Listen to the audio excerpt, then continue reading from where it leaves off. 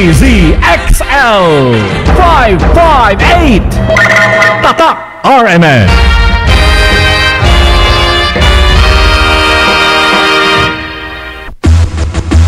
Narito na ang numero unong pagbabalita sa radyo na araw-araw. Pinakikinggan sa Luzon, Visayas at Mindanao. KBP Golden Dove Best News Program. Mula sa Head News Center ng pinakamaraming himpilan at #1 na radio network ng bayan, RMN. Ito ang numero uno. RMN News Nationwide. RMN News Nationwide. Kasama ang maasahang broadcaster, Buddy Oberas, at ang KBP Golden Dove Best Newscaster, Weng de la Peña. RMN News Nationwide. RMN News Nationwide. Headlines. Ngayong tanghali sa RMN News Nationwide. Ang OFW dismayado sa tila kawalan ng plano na Kino-administration sa kanila. Politika na sisilip na dahilan ng isang mambabatas. Kung hindi dahil sa blood, sweat, and tears ng mga kababayan natin na nagtatrabaho sa ibang bansa, siguro nasa crisis na talaga tayo. Pakahaba-haba ng speech niya, halos 2 oras, hindi niya nabanggit na lang. Nagtataka naman ako kasi ang presidente naman alam niya yung kahalagan ng OFW sa atin. Siguro lang baka merong siguro political consideration dito. Ang simbahan naman bitin sa mga inihayag ng Pangulo pero pinuri pa rin ang mga nagawa ng administrasyon. Doon sa mga nireport niya, dapat i-congratulate siya doon. Kasi talaga namang nagawa. Kasi very systematic, sophisticated yung ginawa. Pero yung overall na dating ay ang unang-unang hinahanap, ano yung framework? Oral argument sa controversial na RH law ay pagpapatuloy ng Supreme Court ngayong araw. Ang Senado naman hindi pakikialaman ang pork barrel scam. Investigasyon ipapaubaya sa Ombudsman. Balitang negosyo, high quality seeds ipinamigay sa mga magsasaka sa North Cotabato. Balitang world, Southwest Airlines ligtas na nakalapag sa LaGuardia Airport sa New York kahit walang front landing gear. Buong bansa sa boses ng balita. RMN News Nationwide. Ang pinakamalaking mga balita abot sa bawat Pilipino saan man sa bansa. RMN News Nationwide.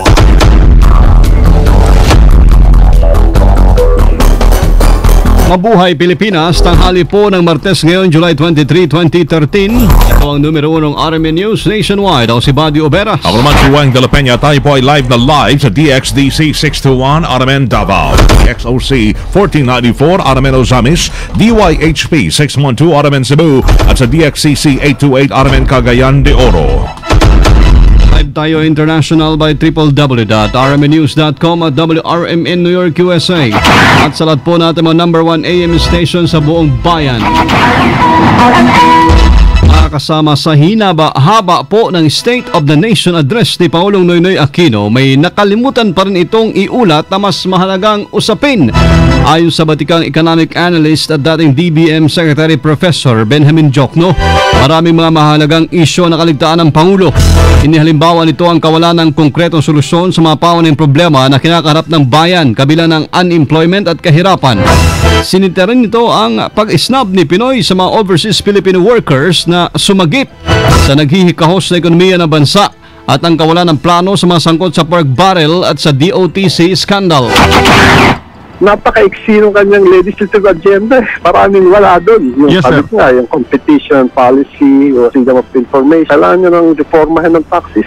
Ano bang solution talaga sa unemployment? No? Ano bang solution sa poverty? Di man lang niya in-acknowledge na kung hindi dahil sa blood, sweat, and tears ng mga kababayan natin na nagtatrabaho sa ibang bansa, siguro nasa crisis na talaga tayo. Pakahaba-haba ng speech niya, halos 2 oras, hindi niya nabanggit na lang. Ano bang plano niya doon sa barrel? No? Hindi naman nagustuhan ni Jokno ang sobra-sobrang oras na ginugol ni Pinoy sa pagbibigay pugay sa ilang mga pulis at pagkastigo sa tanggapan ng Bureau of Immigration at National Irrigation Administration. Aniya, mas maraming problemang katiwalian ng Philippine National Police kung ikukumpara sa magandang nagawa nito. Habang sa usapin naman ng NIA at ng BI na wala ang basehan ng mga banat ng Pangulo dahil kusang nagbitiw na mga pinasasaringan nito.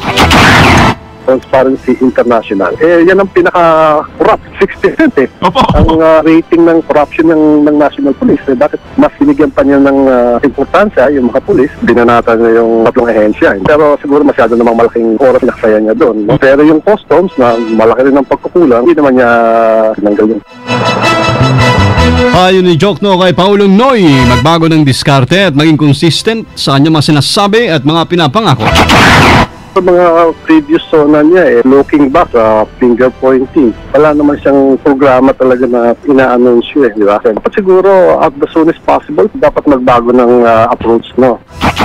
Masama si Professor Benjamin Jokno sa interview ng RMN. Maraming overseas Filipino workers ang nadismaya sa naging sona ni Pangulong Noynoy Aquino na hindi nito pagsasabi ng estado ng mga OFW. Sa interview ng RMN kay Arbayan Representative Walden Bello, sinabi nito na pinagtatakahan niya kung bakit hindi nabanggit ni Pinoy ang usapin sa mga OFW. Ayon kay Bello, marahil ayaw maapektuhan ng Pangulo ang relasyon niya kila Vice President Jejomar Binay at Department of Interior and Local Government Secretary Mar Rojas.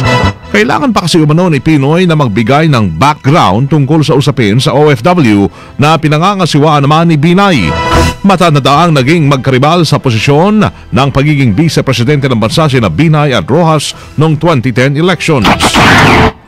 Walang mention ng OFW, pero nagtataka naman ako kasi ang presidente naman alam niya yung kahalagan ng OFW sa atin. Siguro lang baka merong siguro political consideration dito kasi alam naman natin na si Vice President Binay ang nakatutok sa administrasyon sa OFW, no? At alam naman natin dun sa administrasyon ngayon, DOTC Secretary Rojas naman nakaribal ni Vice President Binay naroon rin, siguro na mention ng presidente yung OFW, siyempre kailangan rin may sabihin siya tungkol kay Vice President Binay, no, as a courtesy.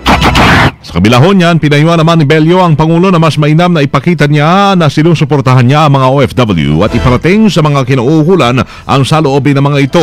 Mabuti rin naman tutukan ni Pinoy ang economic growth ng bansa lalo't marami pa rin sa ating mga kababayan ang hindi nararamdaman ito. Inihalintulad naman ang grupong migrante sa apple-picking worker si Paulong Noynoy Aquino sa kanyang ginawang sona kahapon. Sa interview ng RMN kay Migrante International Middle East Vice Chairperson John Leonard Monterona, nagmistulang pinulot lamang ni Pinoy ang nilalaman ng kanyang ulat sa bayan.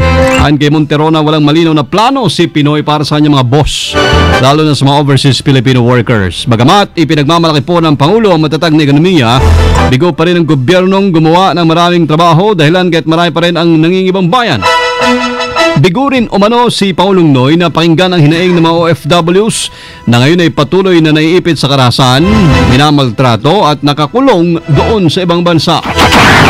Hindi naman niya talaga binibigyang importansya ang OFW sector, issues, mga pang-aabuso, mga kaso, undocumented sa Saudi Arabia, ando doon pa rin ngayon, namamatay na yung mga kabataan doon at mga matandang OFWs, hindi pa rin napapa-uri concerns ng OFW sa ng kanilang pamilya at iba pang mga sektor. Mukhang hindi niya ito binagyan ng maayos na roadmap, ika nga, asan yung plano talaga para magkaroon ng inclusive ang sabi nga namin, para nga lang siyang namumulot ng mansanat sa Apple Farm. Matatandaan sa sona ng Paulong Noy kahapon, di man lamang ito napasalamatan o nabanggit ang 10 milyong mga OFW. Sa talaan po ng Migrante International, mas tumaas ang bilang ng mga OFW sa panahon ni Pinoy kung ikukumpara ng mga nagdaang administrasyon. Sa huling datos ng Department of Budget and Management, hindi bababa sa $25 billion ang naipapasok na pera ng mga OFW sa bansa taon-taon.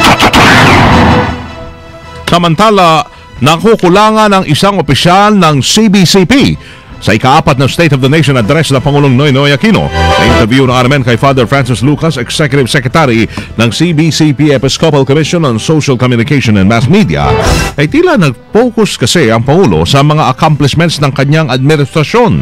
Tinukoy rin ni Father Lucas ang kakulangan sa paglalatag ng mga detalyado at konkretong hakbang upang maibsan ang kahirapan sa bansa.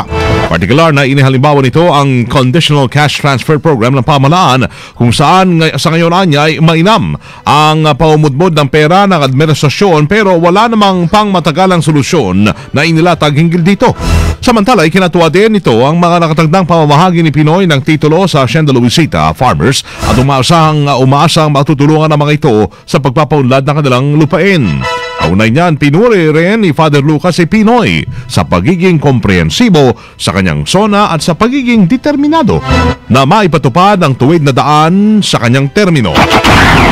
Statistical data, okay, may mga nagawa. Hindi mo na pwedeng isrado ang mata mo doon. Doon sa mga nireport niya, dapat i-congratulate siya doon. Kasi talaga namang nagawa. Kasi very systematic, sophisticated yung ginawa. Pero yung overall na dating ay ang unang-unang hinahanap, ano yung framework, yung strategy para yung mahihirap ay umunlad. Yumaman ng bansa, hindi naman yumaman yung mas maraming Pilipino at batay sa mga ekonomista at mga statistics, mabilis at malaki ang pagyaman ng mayayaman na. Pero itong mahihirap, maliliit pa lang. Sinabi ng presidente, hindi ko naiintayin yung trickle down. Gagawa na tayo ng paraan. Well, okay, marami niyang project na makikita natin na magaganda. Pero siyempre, mas maganda yung ano ba yung talagang systematic change o pagbabago ng mga sistema sa pagbibigay ng pondo, sa mga investment.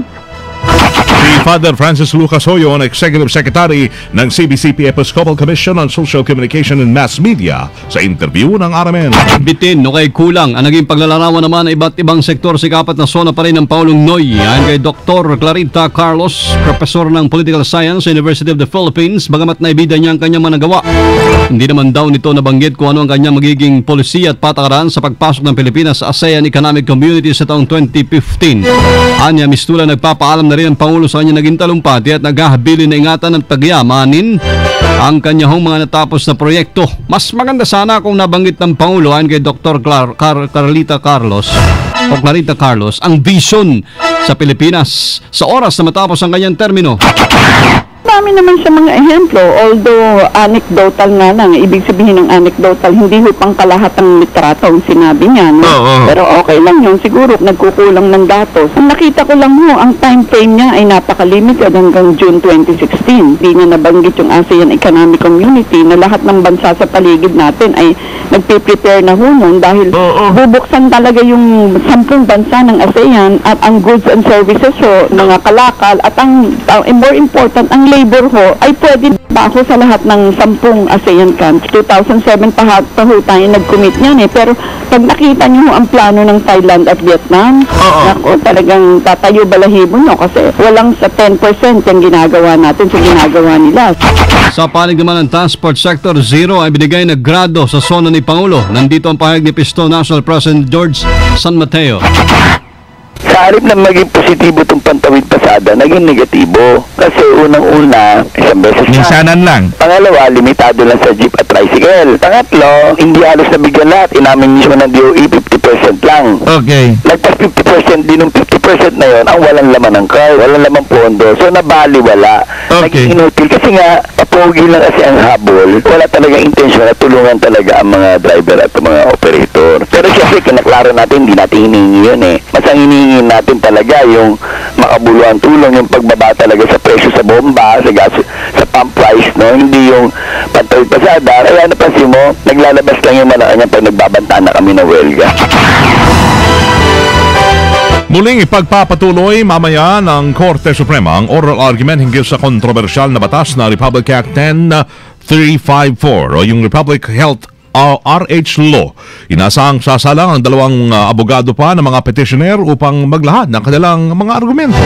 Matatandang nung una bahagi ng debate noong July 8 o July 9, sumentro sa tanong na kung kailan nagsisimula ang buhay ng tao. Inaasahan rin sasala ngayon ang mga abogado ng gobyerno na nagsusulong sa pag-implementa na ng RH Law. Hindi naman makakapunta sa oral argument si Department of Health Secretary Enrique Ona. Ayon kay Ona at si Health Undersecretary Teodoro Herbosa muna ang kanyang magiging proxy dahil kailangan niyang pumunta sa Tandag City para pirmahan ang Memorandum of Agreement para sa adoption of ng government-owned Adela Sera T. Memorial Hospital. Si Pinoy ay pinapasa na ho kay Secretary Butch Abad ang budget message sa Kongreso. Kasama natin sa Balita Live, Deo de Guzman. RMN Report. Inatasan na ni Pangulong Noynoy Aquino si Budget Secretary Florencio Butch Abad na ipasa sa Kongreso ang panukalang budget para sa susunod na taon na nagkakahalaga ng 2.268 trillion pesos.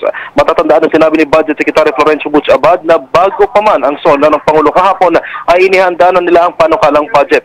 Kahapon ay sinabi ni Pangulong Aquino sa kanyang talumpati na ngayon ay ipapasa sa sa Kongreso ang budget message na kauna-unahang tatalakayin sa 16th Congress, alinsunod na rin sa kanilang constitutional mandate. Ngayong alas 3 ng hapon ay ipapasa na ni Abad sa Kongreso ang budget message para nga agad na simulan ang deliberation dito. Kasama mo sa Palasyo ng Malacanang, Deo de Guzman, RMN. Radyo mo, Nationwide. Ang Senado ang magsasagawa ng investigasyon sa pork barrel scam. Ayon kay Senate President Franklin Drilon, mainam na ipaubaya sa Ombudsman ang investigasyon sa umano'y 10 billion peso pork barrel scam dahil sa conflict of interest, lalo't kabilang ang mga senador sa binibigyan ng Priority Development Assistance Fund o PDAF. Papasok lamang umano ang Senado sa oras na matapos na ang investigasyon at kailanganin na ng bagong batas kaugnay sa pork barrel. Unang isinawalat ng whistleblower na si Ben-Hur Luy ang umano'y operasyon ni Janet Lim Napoles para makakuha ng bahagi ng pork barrel ng mga mambabatas. RMN News Network. Nagay po maasama ng iba't ibang klase na high-quality seeds o buto ang binhi ang Mindanao Sustainable Agrarian Reform and Agricultural Development sa mga magsaka sa North Cotabato. Layunin ng MINSAAD na bigyan sila ng mas malaking kita para matulong sa pag-angat ng kanilang buhay. Suportado naman ang pamahalaan lokal ng North Cotabato ng sabing project na pinunduhan ng Japan International Cooperation Agency o JICA sa non-government agency na nagsasagawa ng agricultural development projects. RMN News Abroad. Ligtas ho na nakalapag sa LaGuardia Airport sa New York ang eroplano ng Southwest Airlines na walang front landing gear. Ayon kay FAA spokesman Lynn Lunsford, 10 ang naiulat na nasugatan sa Flight 345 na mula sa Nashville, Tennessee. Bago lumapag, iniulat na ng Flight 345 na isang Boeing 737 na hindi gumagana yung kanilang landing gear. Matapos naman lumapag ay nag-dive umano ang nose gear ng eroplano. Pansamantalang naantala ho yung mga papasok at paalis na flights sa nasabing airport dahil sa patuloy na investigasyon.